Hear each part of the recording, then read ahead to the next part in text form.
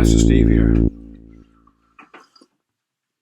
In Philippians 3:14, Paul said, I press on toward the goal for the prize of the upward call of God in Christ Jesus.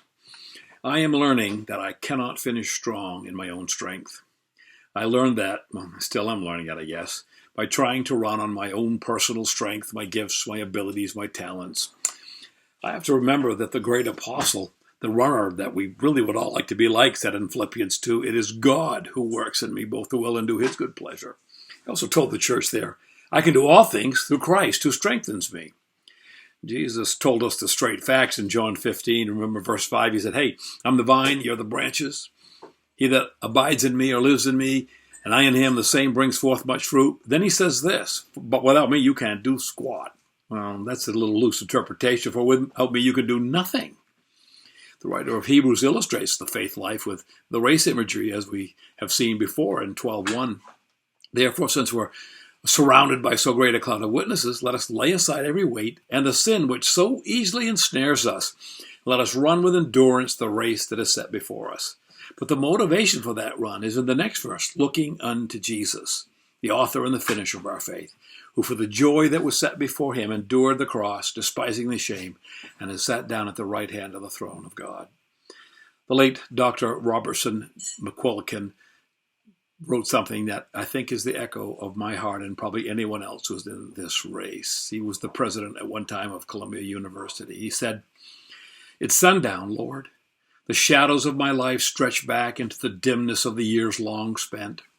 I fear not death, for that grim foe betrays himself at last, thrusting me forever into life with you, unsoiled and free. But I do fear. I fear the dark specter may come too soon, or do I mean too late? That I should end before I finish, or finish but not well. That I should stain your honor and shame your name, grieve your loving heart. Few, they tell me, finish well. Lord, let me get home before dark. The darkness of a spirit grown mean and small, fruit shriveled on the vine, bitter to the taste of my companions, burdened to be borne by those brave few who love me still. No, Lord, let the fruit grow lush and sweet, a joy to all who taste, spirit sign of God at work, stronger, fuller, brighter at the end. Lord, let me get home before dark. The darkness of tattered gifts, rust-locked, half-spent or ill-spent, a life that once was used of God, now set aside. Grief for glories gone, a fretting for a task God never gave. Mourning in the hollow chambers of memory, gazing on faded banners of victories long gone. Cannot I run well unto the end? Lord, let me get home before dark. The outer me decays, I do not fret or ask reprieve. The ebbing strength but weans me from Mother Earth and grows me up for heaven.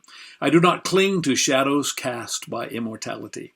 I do not patch the scaffold lent to build the real eternal me. I do not clutch about me my cocoon, vainly struggling to hold hostage a free spirit pressing to be born. But will I reach the gate in lingering pain, body distorted and grotesque?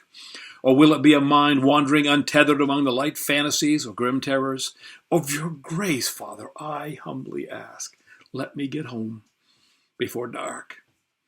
That's my prayer as well. You ponder that. Pastor Steve.